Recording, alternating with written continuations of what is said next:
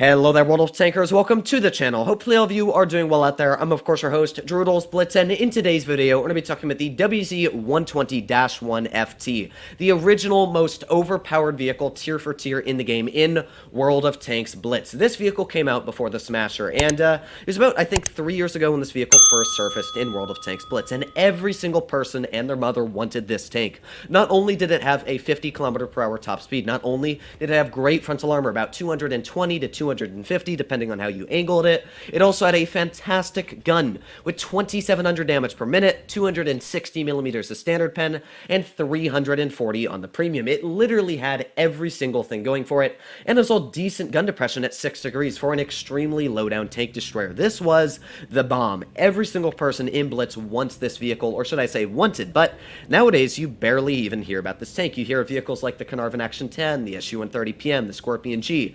You hear vehicles that have been in the game for a long time, but there's also new vehicles that come into the game, like the T-54E2 Shark.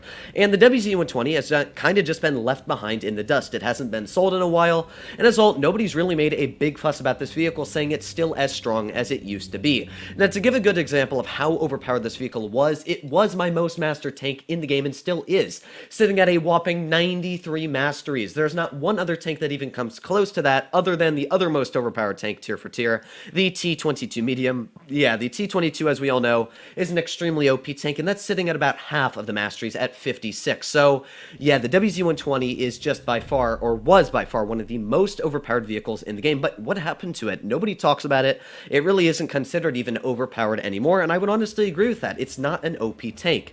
So, the thing that absolutely smashed this tank is power creep. And it's not just power creep, because, of course, power creep affects every single vehicle in the game. It's slow, but it chews at your vehicle. It constantly bites pieces of it away.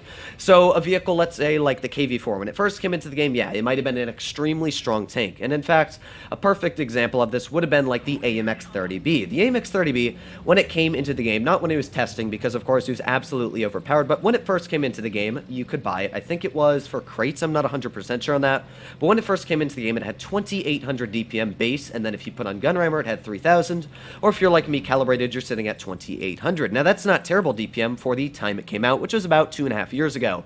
Now, most mediums in the game had about 3,000 base TPM. So the Patton, of course, 3,000 base.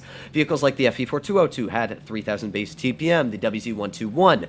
So at the time, not a lot of vehicles had over 3,400 DPM. But nowadays, you got vehicles like the 121B, the T62A, you got the WZ-121, you got just pretty much all tier 10 mediums now have way more DPM, way more accuracy, because they're constantly getting buffed, like the STB1, where vehicles like the 30B have kind of been left in the dust. And that's a perfect example of how power creep is set in. Well, for tier 8, as we know, the heavy tank hit points were increased, and oh boy, did the heavy tank hit point buff really affect the WZ-120, because where it used to be able to be extremely aggressive against tier 8 heavies, and in fact, no clue what my team is doing right now, because of course I'm going to have to be extremely careful, judging that they're probably all flanking, but the WZ-120 used to be able to pretty much smash through tier 8 heavy tank hit point pools, because they were sitting at 1,500, so about 4 penetrations, because you do 1,600 with 4 pens, and you take them out of the game, and it would take 3 penetrations from a tier 8 heavy to finish you off, so you would always get the reload advantage, and half the time, the heavy tank would bounce you, and you'd just be able to whop, just smack him right out of the game. So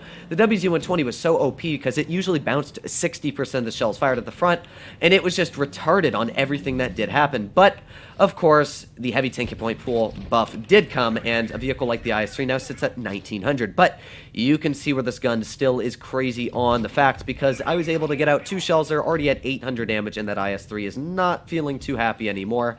So now we got like the cherry, that is not the cherry tier. Not sure why I thought that was a cherry tier. Oh, another thing that's crazy about this vehicle is the camo rating. Not great there, because we did just get smacked. In fact, we lost all of our HP in a matter of 2 seconds there. All of our HP was drained from full to 0. 1 shell actually pending. I'm not sure where the other shell penned us, but yeah, we're not doing too healthy anymore, I can tell you that, which is not great for me, which means we got to be very careful now. But we got vehicles like that KV-4 sitting all the way at the back, so let's see if we can use these bushes to our advantage. KV-4, how do you like a big shell going into your frontal armor?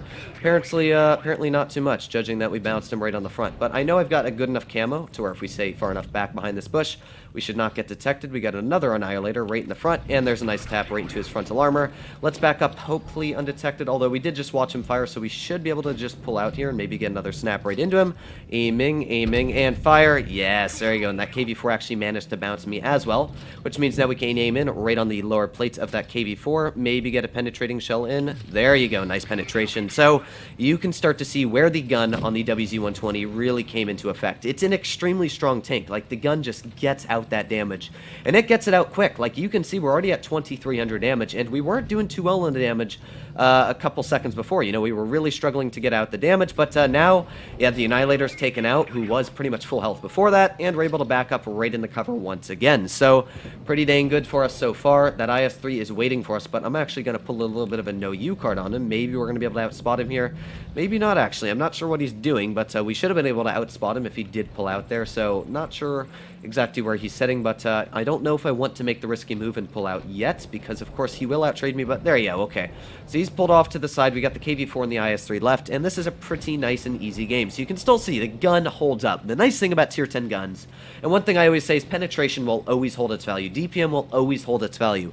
If you have 3,500 DPM, you're always going to be extremely strong. So this tank, while it may have lost in the, you know, the other values, while it may not have as much strong armor anymore as vehicle penetration values have come up, armor, I can say, is not always the strongest anymore. The gun still is slapping on this tank. It hurts a crazy amount. Like you can see here, we've already managed to penetrate 2 shells onto this IS-3 and maybe even a third one. Ooh, that was an unfortunate ricochet, but there you go, that perfect armor working the way it should, and we're going to, of course, out-reload this guy. So let's get one more tap into the front of this IS-3. There you go, finishing him off, and that was, again, a perfect example of what makes the WZ such a strong vehicle. Like, that was a 3,800 damage game, and in fact, I still will say this vehicle is so strong in the tier 8 matchmaker. The issue is, again, just the hit point pool for tier 9 heavies. The hit point pool for tier 8 heavies really gets this thing absolutely smashed, because the thing about most tier 8 tank destroyers is they're not really supporting an aggressive playstyle. You gotta stay cautious, you gotta know what's up, and this tank in particular, when it first came out, you could literally just run right against the mediums, right against the heavies, and they couldn't do anything, because tanks like the IS-3, where they only have about 220 pen, will struggle to penetrate your upper plate. The issue is now, vehicles that all sit at around 220 pen can easily get through your armor, and that's definitely a bit of an issue. Object 252, Carnarvon Action 10, you know, all these tier 8 heavies. If I can think of any other tier 8 heavies that have come into the store as well, they're always going to butter right through this armor with premium, and it's definitely a bit of a weak spot. Another one like the T-54E2 Shark, they all butter through the armor, so it definitely struggles in the armor department lately. That's one thing I will always say that gets worse and worse with power creep, is the armor, especially medium tanks in particular. As we know, mediums usually did not have the most pen. Ooh, that was not great for me there.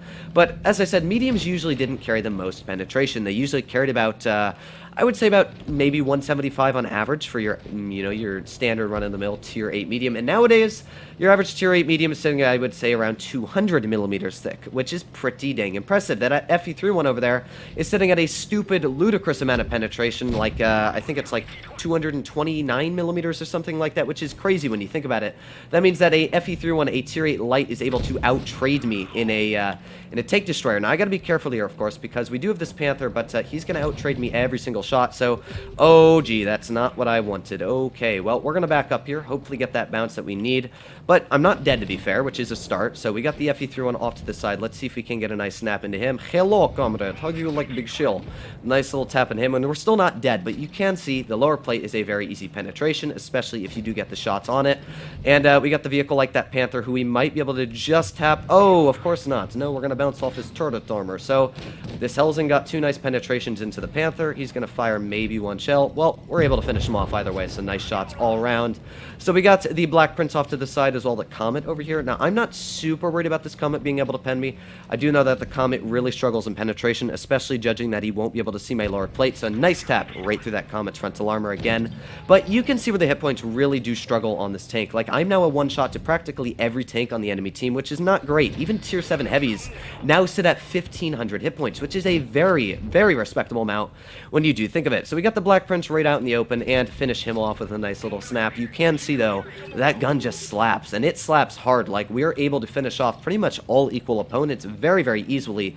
Yes, my English is always the best, but pretty much I'm able to slap tier 8 opponents right out of the battle if I'm able to get in a very nice situation. So we got the IS-5 off to the side here. Hopefully we're going to be able to get a nice snap into the side of him. Aiming in and fire. Oh, back up, back up, back up. Oh, he missed. Thank you. Which means now we should be able to pull out, get a nice easy tap right into the frontal armor of his tank. And there you go. Nice snap for 400 hit points there. Almost at the 300 damage barrier, or 3,000 damage barrier. We got the IS-5 right out in the front, and he is finishing off our teammate, but at the same time, we were able to get a nice little slap right into him as well. So we got the WZ right left, or right in front of us, should I say. And while he does have a very nice tank, the nice thing for us is we got the mobility advantage, but we're probably going to die here, to be fair. I'm not too confident, but there we go. That frontal armor doing the trick once again that it's always famous for doing.